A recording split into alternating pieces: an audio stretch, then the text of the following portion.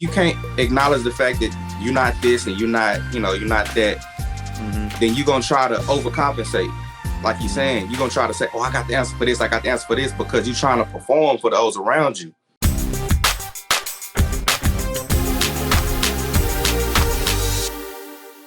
What's going on, guys? Welcome to another edition of Dads on Purpose, the podcast. I'm your host, Josh Ashford, and as always, I got Mr. Energy, Mr. KB, Mr. Kevin Brigance. Kev, talk to him, bro. What's up, baby? Jingle bells, jingle bells. What? I just love, it's Christmas time. I'm excited to be here. Look, see, y'all need to go to the YouTube channel. Look, I got my lovely tree up. I don't think he know how, KB, I don't think he know how quiet he sounded. I sounded quiet? Bro, you sound like a church mouse. Welcome everybody in your house. I got to get my microphone. This ain't going to work. Yeah, I mean, you know what? Hey, it is what it is. I mean, you know what though? My wife, she was watching some of the old podcasts, some of the old episodes, and she was just like, "You need to tell Kev to stop yelling." I said, "I can't. That's part of the show. I can't get Kev to stop anymore. Like that's what she's just like, it's just loud." I was like, "It's supposed to be." And yeah, whatever. Yo, we got the big homie, KP. Welcome back, KP Tatum, father of 17. So nice to have you back. 17? Oh, 4. He got a family of 17 rolling around in a deuce and a quarter. 4 and a possible. Make it work. 4 impossible. That's what I'm 4 talking impossible. about. 4 impossible. We gotta talk to the Lord about that. I don't know. After baby number 4, my wife started going to bed with jeans on. You know what I'm saying? Like she was like, "Hey, bro, nah. Get out, chill out, get off me, watch out." You know what I mean? So we still talking to the Lord. Still talking to the Lord about it. He said, "We still talk to bro." You gonna mess around, have to get snipped. But listen. I got a homie. It's not a homie. It's a homie of a homie. And he got, after 5, his wife, so she was like, "Hey, you need to go get snipped." And so he got cut, he got snipped, and they got back to it too fast, so they had number 6. See, you can't stop what the Lord trying to do. Right. You can't stop Listen. You can't stop him. Listen. Then they had number 7. You can't stop God, bro. Listen to me. You cannot stop God. What is impossible? Bro, I would have asked for a whole refund. Like, run me my check, dog. 6 and 7 after the procedure? Right after. Bro, so he had number 6 right after when it was too fast. So that baby came, whoop, whoop, whoop, whoop. And then they had number 7. Because at that point, they should hobby, be good. Bro. Hey, that's that. I don't know. Anyway. Be fruitful and multiply. Hey, that's fertile ground over there, bro. Oh, man. Listen, I got 2, and I'm just like, bruh, I'm hit. You got 2. I got 1. You gotta plug it up. I got 1, and I'm like, bro, I got 2 in a minivan. I don't know what that means, but I got 2 in a minivan. People were just like, "You don't need all that space." I said, "But I do." Yeah, but I do. You just hang around me a little bit longer, bro, and it'll rub off. I mean, I'm good. I'm gonna stay up here in Dallas. You stay down in Houston. We're gonna keep that space between us, because that's the Lord working right there. And he just saying, "You know what? Don't be around these too much, because he got bad tendencies." You don't want these blessings. You know what? I'm not opposed to him, but I'm not gonna ask for him. Yeah. Okay. Yo, we got a show to run, man. Let's get to it. For y'all that don't know, KP was on last week's episode. I think it was episode number 57. It was the house party. We had Melanated Daddy on, man, and we were just talking about God Got Me. So that Great was a conversation, episode. bro. Huh? Great conversation. My bad. That was absolutely amazing conversation. Yeah, like I was just like, I actually didn't even, and I feel bad because it's on me. I didn't even break it down like a bunch of clips, because I was like, I don't how do I, you know what I'm saying? Like, it was like, how do you extrapolate all that? Oh, that's a college word. I don't know how to spell it though. Already. But so I don't even know what you said. Extrapolate. Oh, for sure. Yeah. For sure. Something about a strap. I don't know. Yeah. You know what I'm saying? A little P35. That Anyway.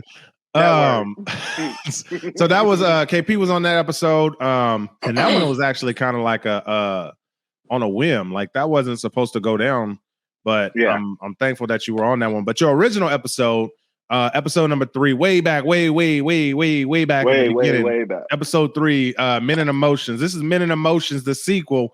But man, we had a lot of dope conversations just about men, especially Black men, and our culture with the lack of, you know what I'm saying, teaching us how to express emotions. And I want to continue that, but I was listening to something. I'm about to play it here in a second, man. And you're gonna see why I wanted to play it. So it's by the big homie Inky Johnson.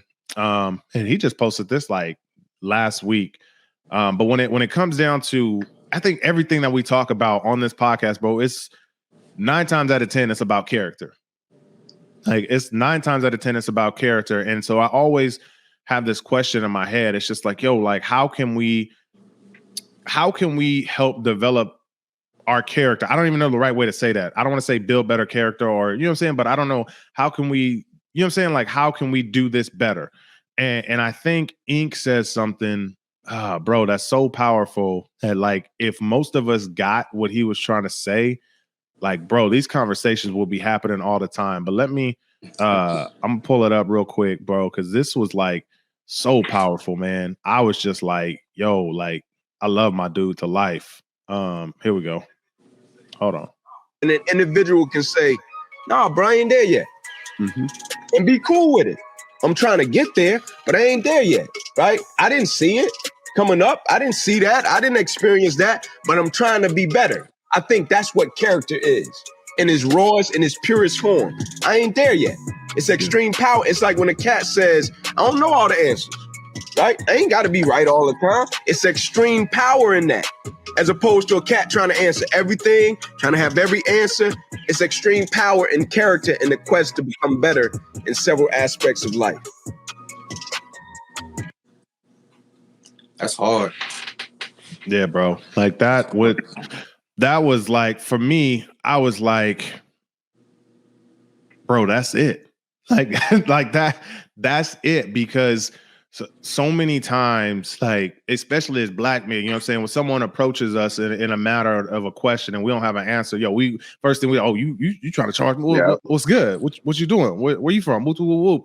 And I think, bro, if we can, from a young age, start to like create that response in someone that it's okay to not have to fake it till you make it. It's okay to not how to, you know what I'm saying, how to code switch. And so my question to you guys is just like, one, have you gotten to that point that Ink is talking about and just saying like, yo, like, I don't know. You know what I'm saying? I think as a father, as experienced fathers like us, I think that comes with the territory if you're involved and you're trying to do better. But I'm gonna ask you guys anyways, like, have you guys gotten to that point? And then 2, the next question is like, yo, like, what did you do to get there? It's crickets. It's real quiet, bro. It's real quiet. It sounds like KB Mike in here, bro. Okay. Well, to answer your question, 1, I believe that I have, right? And I think that you got to be comfortable with who you are and secure and who you're not. You know what I mean? Ooh. And so, like, it takes a lot of humility. Go back to that one though. So when you say secure and who you're not, break that down a little bit more, because like you know what I'm saying, I don't know what that means. I do, bro. We're all different, right? I can't be Josh. You know what I'm saying? Okay. I can't be KB. Y'all can't be me. You know what I'm saying? Mm-hmm. I can't be Barry White as much as I think I can sing. You see what I'm saying? Like, we are one of ones. Mm-hmm. Yeah. Bro, in the Bible, and here we go. And the Bible says that we're fearfully and wonderfully made. And bro, to me, like, it's a cliche to say that, but when you really chop it down and to realize what that means, bro. Like the Lord was careful when He made you. Like he took His time when He, and He was like, ooh, like KP, KP, you know what I mean? Like, and so I'm saying that to say, bro, I gotta know that, I'm not 6'5". Yeah. You see what I'm saying? Yeah. And it don't do me no good to want to be, I just wish I was tall. And I just, nah, bro, like, I got to be comfortable being 5'9". You know what I'm saying? Yeah. Hold on. He had to pause on that one. He was like, I usually I'm about 6 foot. You know what I'm saying? I'm 5'9". I'm almost 6 foot. So all right, I embellish a little bit. I'm 5'8". You feel me? But not so even in that, bro. Like you gotta be comfortable. I gotta be comfortable with being 5'8". You see what I'm saying? He gave his athletic height. Yeah. Hey. But that's what I'm saying. So it's like if you're not comfortable in who you are, right? If you can't acknowledge the fact that you're not this and you're not that, then you're gonna try to overcompensate. Like you're saying, you're gonna try to say, "Oh, I got the answer for this. I got the answer for this," because you're trying to perform for those around you. Ooh, and when you begin to do that, and don't even, I don't even know how to say that. I don't even know if I should say this, but you trying to perform for others around you that don't even matter. For sure. Like your identity, again, your identity is gonna be rooted in the opinions of others. And it's not even gonna be that way forever. You know what I'm saying? Like they're not gonna be around forever, or they're not gonna be your partner forever. So that validation that you seeking might not be there next week. And so when it's not there, then now you all over the place. You know what I'm saying? Give me a real world example though of trying to of really caring what other people think. Or give me a time where you almost thought what somebody thought and you changed your mind. Because I got one, and it happened to me yesterday. Doggone it, bro. Y'all be hitting me with these examples. I'll be like, dang. No, you good. So here's what happened to me, bro. I got multiple side businesses, right? I got some hustles. Some of them doing good, some of them not doing so good. And so I used the wrong card the other day. So I had to move some money around, right? And the money I was moving around from the account that I used was low. And the one I was putting it in was low. And so I'm like, these people at the bank, they're going to look at me, you know what I'm saying? Like, they're going to look at me like, I ain't, you know what I'm saying? One, I live in a very Caucasian area, and the bank is a very Caucasian one. They were like, this black man, what he doing and wasting our time? Woo, woo, woo. And so, bro, I like almost talked myself into not going into that bank. And then I was like, first of all, this ain't even my branch that I go to. Yeah. Like, let's keep it 100. And then I was like, second of all, what does it matter? Yeah. You know what I mean? Like, what do I care about Steve and Charles back there switching my money around from my bank to my bank? Like, that's my business. Like, why am I sitting here getting myself worked up for somebody that in the scheme of my life and the things I'm trying to do are irrelevant? Yeah. I really like what we're talking about, the identity, and really knowing who we are. And I think we really miss that. And a lot of things that I think about with my time working with young men is the affirmation of identity. Does that make sense? So break that down, because I really don't know what that means. So what I mean about affirmation of identity, what's up, son? How you doing? Boy, you doing a really good job. Instead of, oh, that's my baby doing good. I can't wait. But then getting it from a male's point of view, an affirmation of, I love you, or you will get better, or you will do better. Now, there's two things to me in that, like, we do need the male presence of that affirmation because we, as men, we come on, KP, we talked about this, episode 3. Men, we need that affirmation. We need that correction and that guidance. But one of the things that always, when we started this, we were talking about, Ink was talking about, being better, always just, wanting to be a better person, want to have better in life. And so for me, I got the good, better, best, right? I should always be striving. Like, if I'm at good, I need to be striving to be better. If I'm better, then I should be always striving to be my best. But my mom didn't ask for anything else for me to be my best. She didn't put me in basketball and be like, oh, that's my baby. He gonna be. No, she was like, nah, bro, you need to, that ain't your sport. You need to do something different. Because you're 5'8". Yeah. But I think what happens is that our men do not have anything else to grab onto but an athlete. Our men don't have, we don't. That's what we see every day. That's who gets glamorized. That's who gets the money. That's who gets the cars, the clothes, the women. So instead of us having other figures to look to glean from, to work from, I think a lot of times we get our identity misplaced in what we're seeing in media. But tell me this though, Cap. So like how did you get to that point where you're okay with not finding your identity like that? Was it the good, better, best, or was it something else? Or oh, bro, for me, my identity started developing in middle school. For everybody, for the most part, middle school is an awkward spot. That's not what I'm talking about. So I'm going back to, you know what I mean? I'm going back to like the whole clip what Inky was talking about, like, you know, getting to that point where you're comfortable with saying, I don't know. You're comfortable with saying, I don't know the answers. I'm working on it, but bro, I'm not there yet.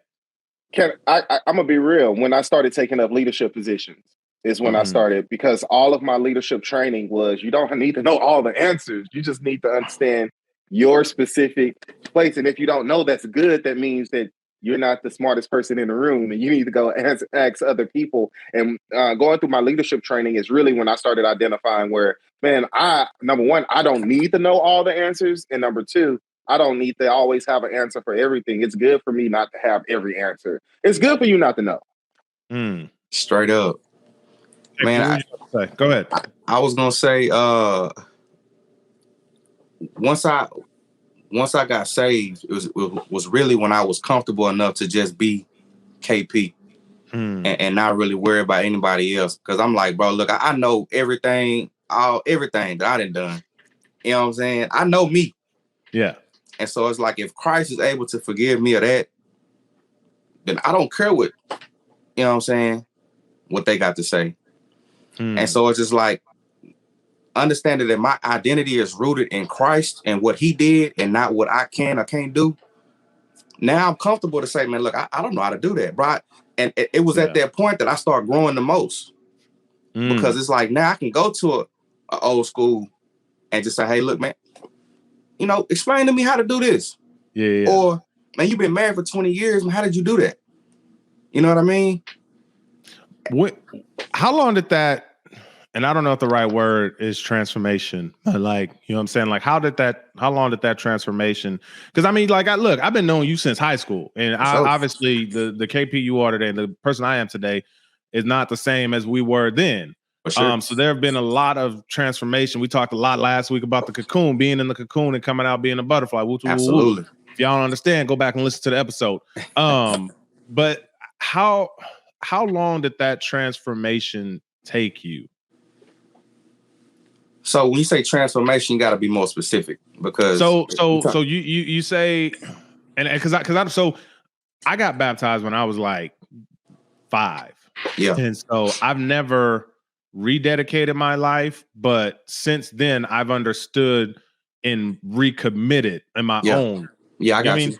Yeah. And so it's like, okay, you say that once you got saved, that's when you started to, I don't know if the word is to be more humble or being more open to whatever, to just asking for help, just making yourself like vulnerable. That's the right word. Making yourself more vulnerable. So like you say, once you got saved, so like, was it like immediately once you got saved, or was it like, you know what I'm saying, like working up to the days, and you know what I'm saying, like it was like a week before and you was like, you know what, baby girl, I think I want to get saved. You know, like I'm vulnerable now. You know what I mean? Like I don't.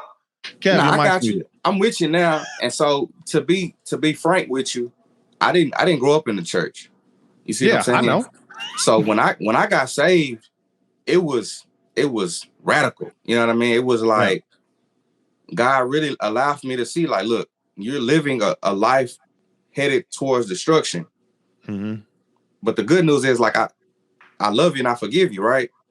And so when that process was going on, I really didn't understand it. I really didn't know what it was. I was just thankful, you know what I'm saying, that God loved me, right? And forgave me. Yeah.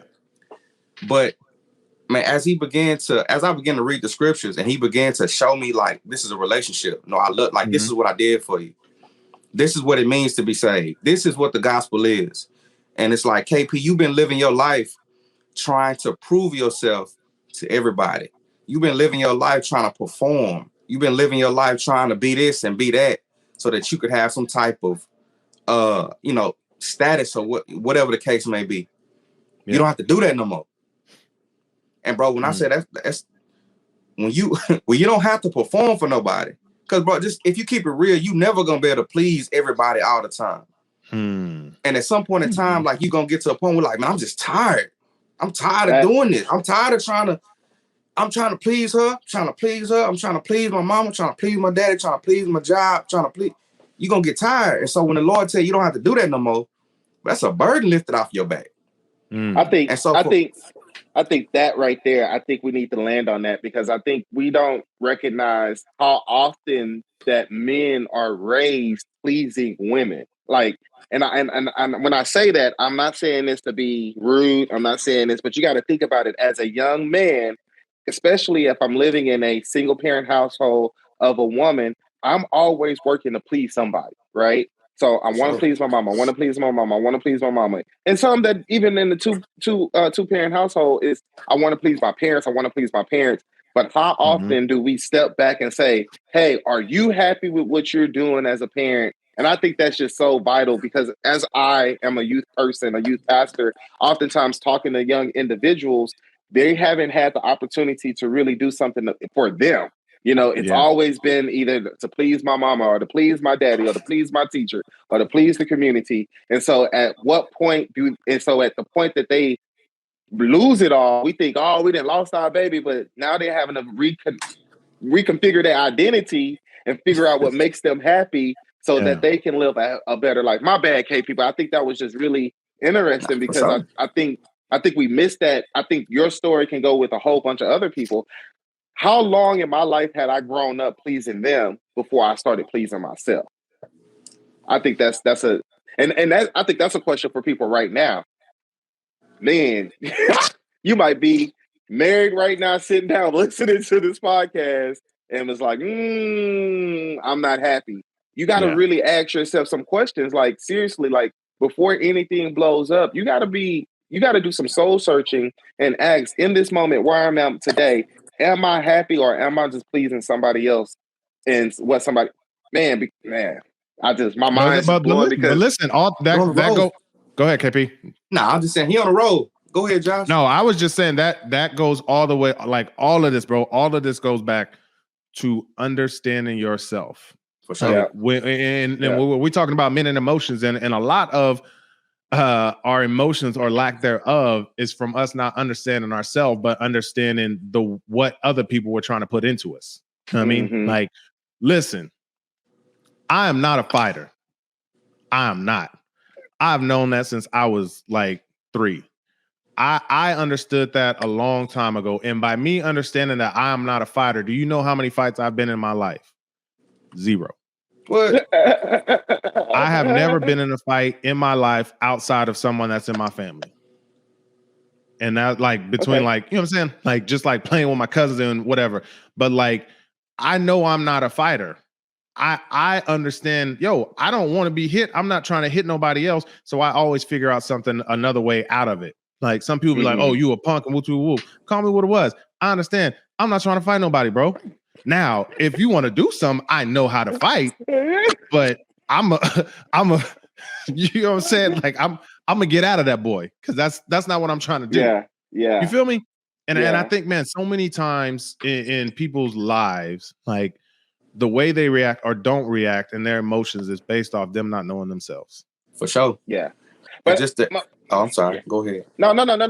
You good? Because I think I was about to jump down another rabbit hole. Because I just really think that I know one of the things we're saying is like identity, but where do we get our identity from? And I'm thinking right now as a parent, parenting my kid. Like, that's a good question. Like, how because I'm sure like somebody's listening to this and is like, man, this is me. But how do I get my identity? Like, even so, I'm just talking from a parent perspective. It is our duty to keep an eye on our kid. Like, I'm learning that. I'm learning that with my own child. And and when I say keep an eye, it's not like keep an eye on I'm spooking the spine and seeing what she's doing. I'm talking about keep an eye of how is her spirit. Like how and like we've had to have some like real conversations of like I understand you're not feeling, excited and happy, but in this house, I really want you to be happy. Like I want you to be a happy person. Like this is not a house where you should feel sad and feel upset. But even just having that conversation, I'm building her identity because she's understanding when I'm sad, I have somewhere to be. And I think it goes with emotions, like identity and your and understanding having emotional intelligence to me are hand in hand because you're being able to control your emotions helps build your character. But I think as parents, we have a huge responsibility helping our kids develop their identity, not give them an identity. When you step out of this house, you represent, the such and such a family. You know what I mean? But don't just shove it to them, but help build and mold that. And it's funny because it's like we're going to these plays and she's in 8th grade and we're sitting back and watching her with her friends and we're like, dang, she goofy than all get out, or she's the lively one, or so everything that we hope for to see in her and her character and who we hope for her to be, we get to sit back and see that. But I think we really have to make sure that when we say, how do we get our identity? We get our identity from our parents. Now, for those who are like KP, how do we start building our identity? We start building our identity out of other people or things. And so for many people who come to Christ, your values are starting to connect with what you're learning about Christ. And now your identity is being solidified and it's being challenged by how you used to live. But there are some people who are not believers, but you admire I don't know any famous people who come off the top of my head right now. But Inky Johnson. Okay, Inky Johnson. Yes, you admire Inky Johnson, but what you start doing is as you start admiring him, you start doing some searching. Like, how did he get to where he is? What are some of the things that he done to get there? And how can I adopt those things to help start framing my thinking and my mindset so that I could be a better person? And that's how we start building our identity. And I think at 40, y'all, for me, it's like my identity. Now I'm in so much control of my identity. I'm trying to steer it for the next 5 years. I'm trying to steer it for the next 10 years. So where do I now want to be? What do I want my identity to look like at 50? KP, you just gotta cut Kev off because sometimes he'll just keep going. Never. But no, because I could tell you've been wanting to get in there for like 3 minutes. I'm just listening, bro. I just love the conversation. Man, you can't just listen. Listen. No, I'm just kidding. I'm not an expert. I'm not a doctor. Man, no, but here's the thing. The fact of the matter is that you are an expert because 1, you're a man. 2, you have an emotions. And so the whole thing that we're trying to get out of this, man, is to help people understand, like, we don't have perfect control over our emotions, but we've developed into people that understands where those emotions come from and how we're supposed to respond. And so when you say you're not an expert, I say, bro, you lying. Like, nah. And so look, I'll say this, right? I'm not an expert because I'm still trying to figure it out. To me, an expert is somebody who's mastered, right? Bro, you are an expert at the level you are at, bro. If there are 10 levels and you're at a 4, you can teach everybody from a 1 to a 4. Okay, is that an expert? Okay, well look, that's new. You're an expert at the level you're at. We getting off track, right? No, actually, it don't matter. It's my show. Whatever. No, wait. Actually, we're not because it's an identity thing, right? So at the point that you're traveling and you're building your identity, you're like, oh man, I found this thing new, and now I'm getting somewhere and I'm starting to get traction, but I'm not an expert. Where we're telling you is like, bro, where you are now, you can get with somebody who just got at the level of identification, saying, hey, I need to have a change. You can walk them through there so you are an expert. Now, there may be some other places that you're trying to go. Hey, I just told you for the next 10 years, I got to do something different, right? I want my identity to be different. So you may think like, okay, my identity, I'm still trying to change. I'm still trying to get better. But whatever level you're on right now. And so I think that's the issue that a lot of us men have. Right. So we're like, man, I'm getting better. I want to get better, but I'm not the expert, bro. Whatever you have now, that's what's wrong with the man. Y'all got me excited. I'm in the season right now at my church. Can I push back real quick? Yeah, go ahead. So what I'm saying is when I say I'm not an expert, it's not to say that I can't benefit somebody else. That's not what I'm saying. What I'm saying is that I don't have all the answers, right? When I say I'm not an expert, I don't have all the answers. But I can say that, bro, like just we talk about the transformation and we talk about just emotional intelligence and what's the importance of it. Being a man, being a husband, and being a father will expose how well you're able to handle your emotions. Mm-hmm. You see what I'm saying? And I had to realize really quickly, like, bro, like I can't allow for my wife to get me off my square. You know what I mean? I can't allow for my wife to make me fly off the handle. That's not productive. You see what I'm saying? And I'm a very logical person, right? So if I behave this way, is it profitable or not? Yeah. And it's obviously like, hey, my wife from Beaumont, Texas.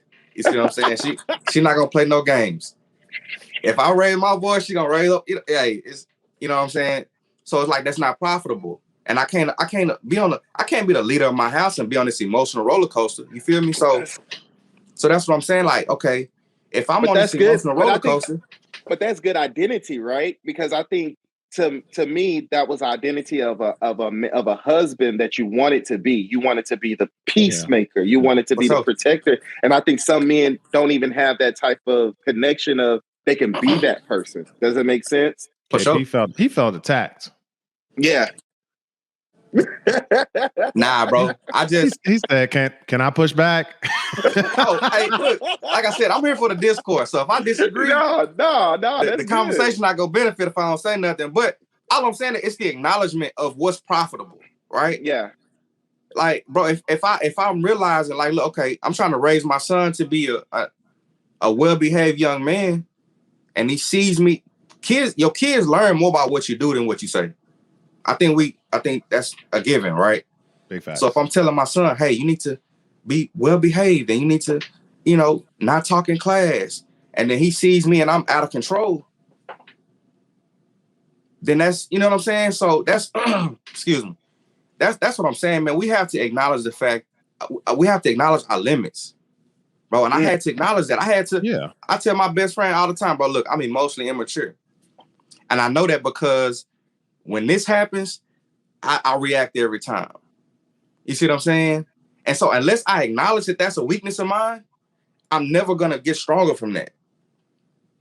Yeah, but that you're acknowledging that's a weakness, but that doesn't make you not an expert at the level you're at. If you we still talking about an expert? Yeah. That's how this whole conversation started.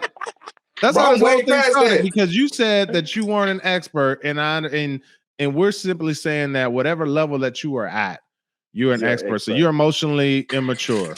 So you probably like a 2. So that means somebody that's a 0 or a 1 can benefit from talking to you. Like I'm not an expert at raising kids, but somebody that only has 1 kid, I can be an expert on teaching them how, like talking to them about what it's like to have 2 that are 20 months apart. Hey, so I told you I'm a very rational person, right? So I just pulled up the definition of expert. All right. It says a person who has a comprehensive knowledge. Oh, I'm sorry. A person who has a comprehensive and authoritative knowledge of a skill or particular area, right? Who defines what comprehensive and authoritative is? If you are a 3 and I'm a 1, you have more comprehensive knowledge and you have more authority in that than me. So, okay. So look, I'm a logical person too. I'm an expert. Like, we got to keep rolling. Why? Because that's what I'm like. The value of this conversation is not determined if I'm an expert or not. The value of the conversation. But I see. But the value. Because this is nuance. We're arguing nuance now. But the value. But I think the value for me is that there's a lot of men out there who has a lot of knowledge and has a lot. They've been through a lot, and they don't consider themselves an expert because of where they live. They don't consider themselves an expert because of the money they make. They don't consider them an expert because the car they drive. Like, you're still at a level of life where you've gotten better, and other men need to hear that. Like, and that's for me. I think that has to do with identity too, like an identifier. That the point. Watch this. The point that I accepted the mentor coach, like I rock with the mentor coach just because I was trying to brand and da da da da da. But then after a while, I started thinking about all of the stuff that I've done as the mentor coach. My identity and my mindset changed, in the way that I carried that name changed. And I think that needs to happen with a lot of men. I think a lot of men want to be better. They've been striving to be better, but they have made strides, and they've made really good strides. And guess what? Where you are is never where you're going to be. There's always something greater. And like I said, that's where I'm at in life. I'm like, okay, I'm at 40. I know at 50, it's going to even be more bananas. And then I'm thinking about what? That's 23 years of marriage, or 27 years of marriage. Like, I'm just thinking like all of those things, but that is added to our identity as we want to be better, because I wanted a better marriage. I wanted a better house. I wanted a better car. I wanted better careers. And I think at some point, we all are hitting a place where we want better, but maybe the opportunity for that better to come is not there. So my question is, wait, before you ask your question, bro, I want to push back, right? I want to push back respectfully. So even if we look at that Inky Johnson clip, right? He was speaking towards not feeling like you have to answer all the questions, right? Mm-hmm. And to me, that's what I'm saying. It's okay. To me, it's okay to not be an expert and still be able to benefit Josh. Oh yeah. Right. Yeah.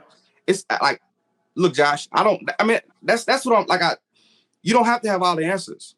You don't have to pretend to have all the answers. It's okay to only have a piece of the puzzle, right? So that's what I'm saying. I don't have to pretend I'm a 10. I don't want to portray that I'm a 10, because I'm not.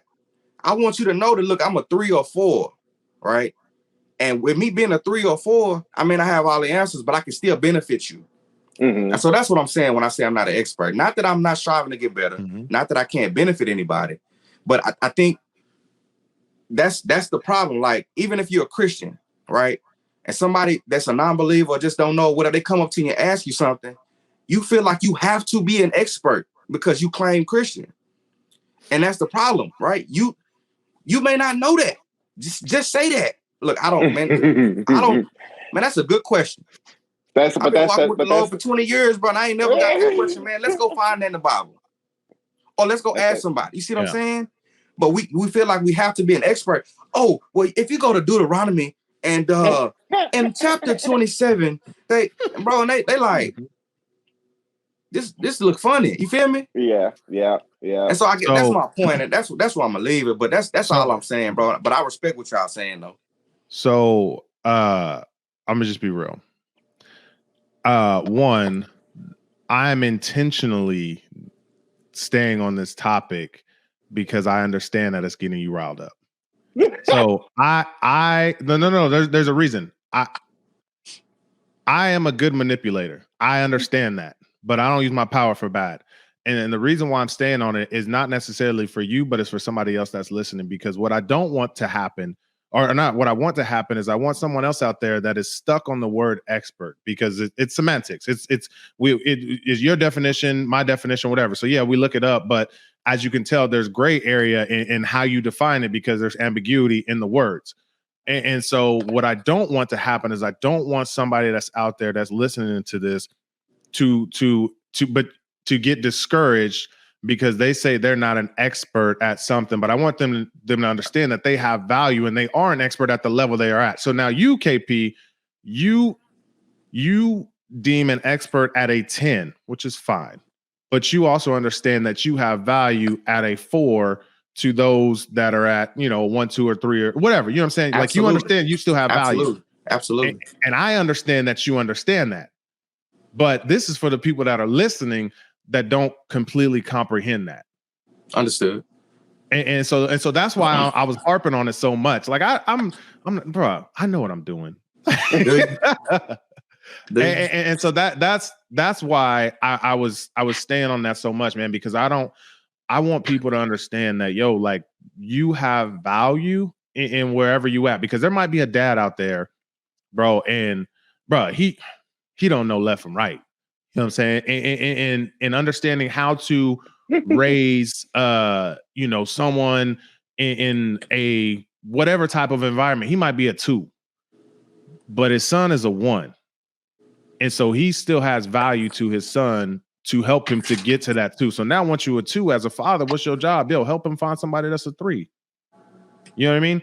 And so I don't want to get stuck up on this word of being an expert, because at the end of the day, in my definition, we are all experts at the level that we're at. And that's all that I was trying to convey. And I know you understand that, but I had to get you riled up so that we can get that out. Hey, man, you don't have to do all that. I do, because but look, if you look at the clip, if you listen to the clip, bro, he said it's power in not knowing, having to know everything. Yeah, but even so, you know what I'm saying? Even at a 4, I can say, yo, I don't know about that, but I do know this. No, I agree with you. Yeah, no. And I know. I guess what I'm saying is even like there's no shame in being a 1, 2, 3, 4, 5, whatever, because you give yourself an opportunity to grow. Yeah. When you feel like, or try to portray that you're a 10 when you're not a 10, you limit your potential. You feel me? Because it's like now, like I didn't learn 3's worth of the game. Yeah. But I'm gonna act like a 10 up in this thing. Let me fix my tie, bro. I'm about to be a 10 up in here. You limiting your potential because you missing the point. The point is like, hey, look, know who you not. You see what I'm saying? And like I said, rub shoulders with somebody who you think has the game, so that way you can grow and get better. Yeah. So look, bro, I agree. Look, I'll agree with y'all's definition. I'm no longer. I think there's something. I think that. Excuse me, y'all. Drink some water. I need to put my mask. That's what you get for eating that extra breakfast burrito for dinner. But I think there's even something in the level, like dominate where you are. Because I've met people at a certain level and they were comfortable at that level, but they were dominating at that level too. So I think it's important for us to, when we're thinking about levels, like get better at where you're at. Oftentimes we want to reach forward. I gotta be back. I was about to say, like, he not on, man. Like, hey, KP, he didn't turn the camera off. He didn't turn the mic I hope off. Boy, all right, man. Look, I don't know. Bro, I was about to get ready to close this out, man. But Kev just done took off or whatever. Yeah. Yo, but tell me this, man. We got some really good conversation. I mean, and I know a lot of it we stood on the expert, but I think that was a conversation again that somebody out there needed to have. Like, somebody needed to listen to that one. Somebody needed to like hear that in their soul. Look, our numbers rising up, man. And I just want to always have a tangible lesson for someone out there. Not for sure. But with that said, and I know we're talking about Men and Emotions, the sequel. And we talked about our identity and things like that. Kev got him some Fiji water. Is that Fiji water? Yeah, it looked cold, whatever it was. Aquafina. Oh, okay. That's Fiji little sister. She all right, but she ain't, what I'm saying, she a 7, but she ain't, anyway. What can we do before we get out of here? What can we do to help? We closing out for real? Huh? We closing out for real? Yeah, I mean, we're not closing out. I said before we close out. You know what I'm saying? That's like a preacher, like, before we get out of here. We got one more thing we want to talk. You know what I'm saying? Say it again. Take your time, Pastor.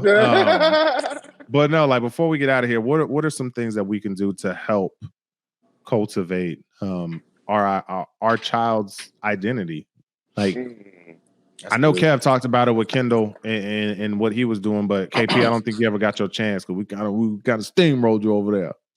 Oh, nah, man. Y'all didn't steamroll me. But look, that's a good question, though, because I think that's the important thing, right? Is allowing for your kids to know who they are. And, bro, I think a part of it is allowing for them to do that. Not, like you said, not forcing something on them, right? And I have a 12-year-old now, bro. Whole different ball game. Preteen, hey man, it's different ball game. Like, wild in them streets. It's wild in them streets. Anyway, I digress. But so what I'm trying to do a better job of is not be so strict. The Lord convicted me the other day, and I'm looking like, dang, like he was like, man, you running your house like Bill Belichick. It ain't no fun in it. Everybody's ordered, everybody's structured, it's efficient. You got a process, but it's like boys is moving like robots around here. Yeah, that's not love. That's not, you know what I mean? That's not how it should be. And so I've just been allowing for him, like, look, I'm gonna let you, make a mistake. And I'm gonna let that be a teachable moment. Or I may not let it be a teachable moment. I may let you understand and teach yourself. You know what I'm saying? But it's like the intentionality of being involved with your kids is the most important thing that I could tell anybody. Because I feel like, at least from what I've observed, as parents, we get so bogged down with the burden of our kids that we take the least path of resistance, right? And so it's like, look, I'm about to go play the game, go get that tablet, y'all go get them treats and go sit down somewhere. And so they begin to develop their identity through what they seeing. So if they looking at Ryan's world all day, if they looking at Power all day, if they looking, you know what I'm saying? They want to be like Ghost. I don't watch the show. His son, Tyreek, they want to be like Tyreek. I ain't never seen an episode. Bro, so you more say to me, but that's what I'm saying. Like, bro, if you letting your kids watch all this TV and you're not involved with them, if you don't know how their day went, if you don't know what they like and what they don't like, if you don't know their love language, if you don't know, then when it comes to when they become teenagers and they get to the point where they don't want to even talk to you no more. You trying to talk to them, they don't want to talk to you. It's too late. They've already established their own identity outside of you, and so now it's like, look, I'm gonna be out here doing whatever I need to do. And so that's why it's important to be involved and, just be around. Know your kids. Know who they are, who they not, and cultivate them. And I'll say this though too, and I don't know exactly how the story goes, and I don't know if I'm gonna say it right, but I know both of y'all gonna understand the story I'm talking about. When you talk about letting your kids become who they are, you know what I mean? Like you let them go. And I think back to the story with the Bible. Again, I don't know the exact phrase, but we're gonna figure this out. We're gonna walk this through, and somebody gonna be laughing like he don't know what he's talking about, and that's cool. Hey, you're an expert. But listen, I think about I think about the father with the two sons. You know what I'm saying? And one, he said, "Hey, you my inheritance, bro. I'm gonna go to strip club and squander it." And the other son stayed home, but when the other son came back, his dad welcomed him with open arms. And I think that's something we really got to understand. Like, as you're letting your kids develop into them own selves, like as you're allowing them to what? So the problem is that we start that story right there, right? And so we let our kids go out, and then our kids become hoes, sluts, and we come home with babies. Like, seriously, KP, because this is the thing. And we realize, oh crap, they didn't catch on to our values. That's not how they don't have the identity that, and they miss the whole. They think they're gonna go out and they'll just come back home. Well, you didn't let me finish. Back home. You didn't let me finish. But point. You asked me. I was just laughing. I didn't finish. I know you was laughing. I said what you was laughing at, and so my point was, regardless of whether they stay home or whether they go and come back, I said you still need to show your kids love and be there for them, regardless. And so you could still say that, but again, no, I'm with you. But because I think that's the important part, because oftentimes our babies go out there and they make these mistakes, but then you don't want to help out with the mistake that the identity you helped create. Like, they had to get that from somewhere. And so it's so important to remember that before that son left, he prayed. He made sure that son understood. Now, that son just made a choice out of that choice. And so when he comes back, he's coming back to what his dad originally taught and raised him on. Yeah. But sometimes because I see it so often. These kids get pushed out at 18. They go out and their true identity of what they learned off the iPad and the news and stuff comes out to identity, but then you don't want to love them back in because that's not what you raised. No, that is what you raised. That's what you produced. And so we really have to put a hard stop. And that's why when KP was like 12, man, the world is out there. Like whatever I'm doing in here, I feel like I got to go down, double down when it hit 13, because next year she'll be in high school, bro. For sure. And I'm thinking, like, if she's already being beat up, like on a middle school level, I can just only imagine 4 years surrounded by just. So I'm even changing my conversation. I'm changing my approach. I'm changing, and I'm having to make some adjustments because now the conversations. So I'm having to jump in conversations that I probably never thought that I would have to have with Kendall. But now it's like, hey, man, we need to have this conversation, and I need to help you identify, see your identity in these things that are happening around you. Yes, they're talking about this, but what do you believe in? What do you think? Okay, so if that's what you think, this is what mommy and daddy believe in, and this is what we think, and this is how we see things. And I think we're not having those conversations. What we're having is, it's like, oh my God, my kid is doing this. Instead of talking to your kid, you're trying to talk to an expert. You need to be talking to your kid and talking and seeing what they're going through. And so it is like, y'all, like, I ain't been on Instagram because instead of us taking a selfie, we having conversations in the car. We're you know, I'm having to do life with my kid so that she understands that, like, hey, her identify, because I want her identity to be shaped now before she enters a bigger world. And so it's been a challenge, but that's why I laugh, Josh. It's like, yeah, but that baggage that comes back with it, you know what I mean? And so, and we never think about the baggage that comes back with that son coming back. Man, we have an obligation to make sure our kids know right from wrong. Absolutely. If you allow for your kids to figure out right from wrong by themselves, you can't be mad at what they deem right and wrong. You see what I'm saying? And so, like, I guess that's to Kale's point, is like, look, okay, you allow for your kid to decipher what's right and wrong. Okay, they deem that it's right to go have sex with whoever, whenever. Okay, now they get pregnant. Now you mad because they had the baby because it's making you look bad. You see what I'm saying? And so, like, it's like, nah, that's hustling backwards. Yeah. You know, I was about to say, I guess for me, in my statement, it was assumed that when the child leaves, there was some sort of parenting or whatever. Absolutely. Or involvement. Involvement, that's the right word. And real quick, Kev, 13 is high school? Yeah, bro. Kendall's on that beginning age, bro. So she's kind of early. So she got into school. Sorry, because I missed a whole 30 seconds of the episode trying to do some math. I'm not even gonna lie. If y'all rewind the clip on YouTube, and as soon as Kev said she was 13, I went blank. Yeah, man. So anyways,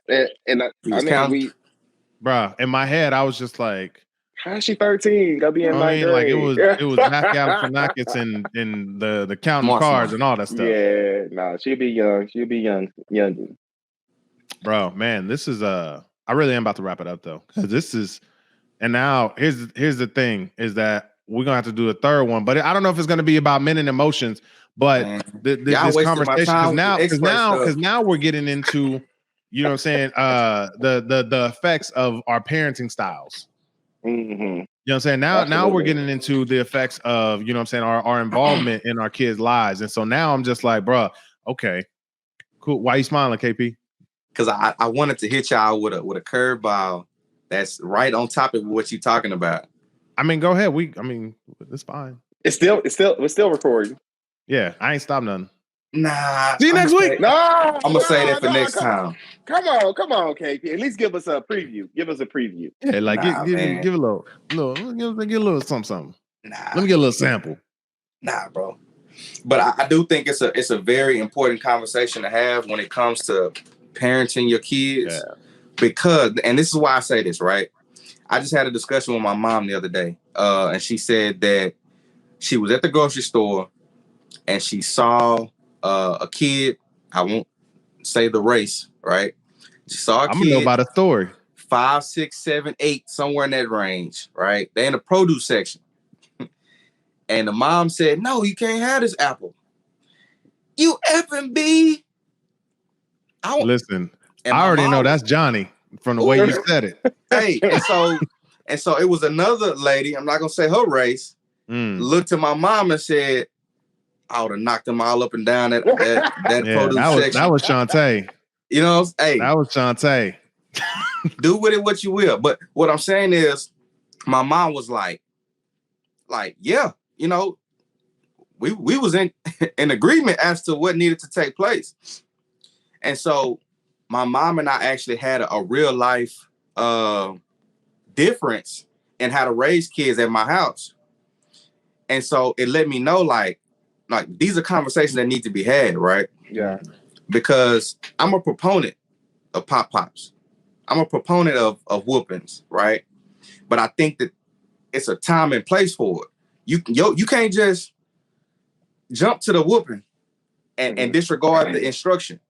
Mm-hmm. You know what I'm saying? If you didn't instruct Johnny on how to talk and how to behave, you can't just jump to the uppercuts when he not acting right. You see what I'm saying? But I think again that comes to me of what's profitable. Mm-hmm. If I'm just whooping and whooping and whooping and whooping and whooping, and then my kids start rebelling, then that may not be the best parenting tactic. You see what I'm saying? And so I think, bro, these kind of conversations are important because it can go down so many avenues. But you don't want to get me started on that about whoopings. I know. That's why if we get DJ on here, that we don't have enough time for that, bro. Because they're just listen, man, because that we don't got enough time because there are so many like legit studies of like and what I've learned even in my own like parenting style, even at 1 and 3, when I get to the point of maybe needing a correction of a spanking, like it's not the spanking, it's the way that I'm phrasing it in a way that they can understand it. For sure. And so I'm just like, so me going to spanking is me running out of options and not willing to figure out how to communicate to them that what they're doing is incorrect. For sure. But yeah, so we can. That's I ain't gonna lie. I wanted to punch her in the face the other day.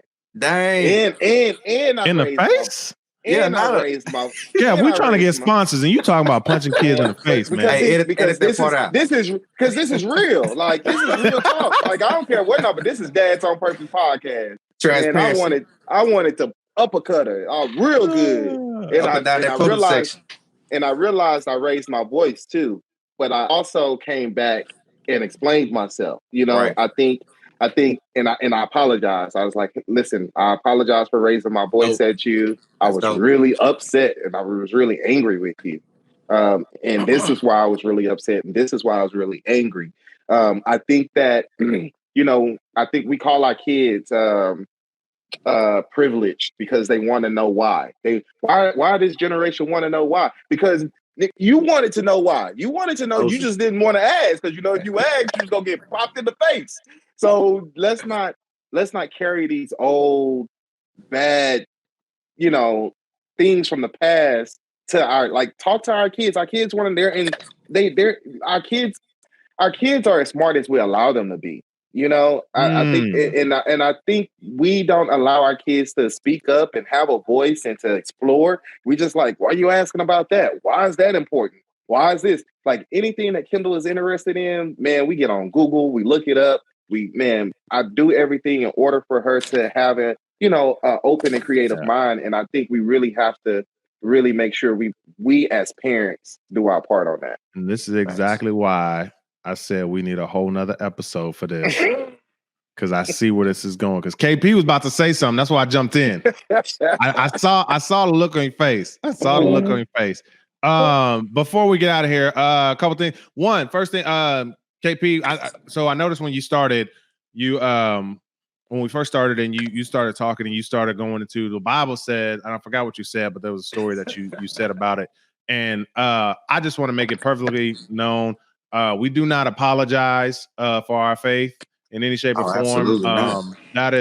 We are authentic, and so whoever comes on here, hey, It is what it is. So if you come on here and you agnostic, you probably not gonna come on here. But I'm just saying, Nah, they will, bro. I'm just saying.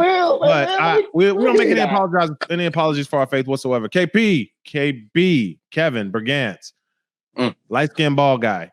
What you got for the people before we get out of here? It's on me. It can be KP. I don't. KP. KP, let's go KP. We always do it. KP, what you got for the people? Hey, real quick, just I came to talk about understanding your emotions, but we talked, about experts and all that. So look, this is the biggest thing. Don't get me started. You know what? See y'all next week. No. Man, the biggest thing that I want to encourage the men out there to do, man, is to understand that you can't be strong all the time. Don't try to fake it to be strong for anybody. Man, if you're having moments of, just being weak, tired, man, you need to be able to express that to somebody, whether that be an expert and a therapist, whether that be a confidant, just somebody that you can just completely trust and be completely transparent with. But you have to be able to process that. And I've noticed that I'm able to process that when I speak to somebody, when I'm able to get those thoughts out of my head, man. So just understand, bro, you not any less of a man because you have weak moments. So just please, I implore everybody that's having I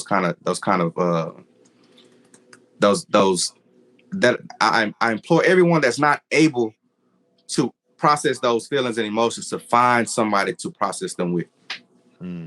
So that was really good. But was it not? I mean, did we not talk about emotions?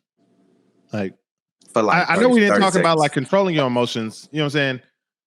But I don't know. And this goes back to, we talking about the expert now, because like I think there are different layers. I think there's different layers to it, and understanding your emotions, bro, has a lot to do with your identity. And we talked a lot about your identity. I'm giving but we didn't talk about the emotions specifically. I came for good dialogue, and that's what we had, bro. I'm so happy your camera work now. Look, this man was freezing last time. Hey, KB, edit that part out. Edit Brigance. that part out. Edit what part out? The freezing camera. Oh, I don't think we recorded on that. I don't know. Cool. Anyways. Praise God. Kevin, Brigance. Man, I was sitting here thinking, like, because we were talking about identity and I didn't want to leave us soft. So I need you to get a pen and paper. I need you to split that paper in 2 lines. And I need you to write down everything that you enjoy, like whether it's from digging crust out of your toes to going fishing. Like I really want you to just write down everything that you enjoy.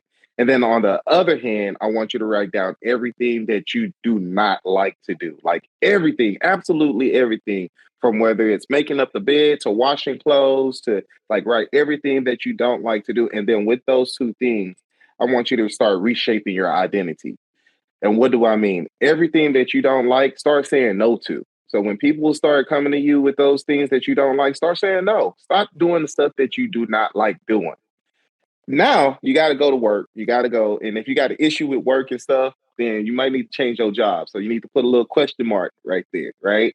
But once you start doing the things that you enjoy, when you really start finding joy, peace, and happiness, I believe our identity gets better. We want to be better because it's just like, I don't want to connect it to this, but it's just like your first high, right? Whoa, that was a great experience, or whatever you did for the first time was a great experience. You want to get that again. Once you start experiencing that, that's what really started building my identity. I wanted to be happy. I didn't want to be the person that was lonely. I didn't want to be the person that was sad. So I started carving those things out. And so now you get this energetic person who loves people but I have to fight through all my happy things and start limiting those things that I really dislike so that my character, my emotions, my feelings could meet the person that I really, really, really want to be. So I think if you do this exercise, so if anybody is stuck, because the problem is we're telling you to help build the identity of your kid. You cannot build the identity of your kid if you don't have an identity yourself. So you really need to start working on your identity working on your values, working on your faith. Hey, y'all, I'm going to be real with y'all. As a youth minister, I have been more challenged working with my child than I have been working with other kids. And that's because she's in my house. My faith has to be sharpened. It has to reflect what I'm telling her. So it's the challenge there. So I think that I'm having to go back and work on my identity so that I can show an identity to my kids. Yeah, that's it? Yeah, that's it. I didn't know if you had more. No, I'm good. Yo, oh golly. I guess we're getting out of here. But before we get out here, I'm really big on mental health. So like I am begging you guys, like not you guys, but the people out there in podcast land. I need you to fully understand and grasp the fact that no is a complete sentence. Like it is okay to tell people you don't want to do something. And when they ask you why not, it's perfectly okay to say, because I don't want to. Like, like, you know what I mean? Like I need us to understand that like there's a lot of mental health issues that are going out there, and a lot of it has to do with we're doing things that we don't want to do, and we probably shouldn't be doing them anyways. So you need to get to the point where you could just say no and be at peace. But will give me peace if y'all go ahead, like this podcast, subscribe to this podcast, share this podcast, run these numbers up. But until next week, we thank you guys so much for being with us. We love you. God bless. Appreciate y'all, fellas.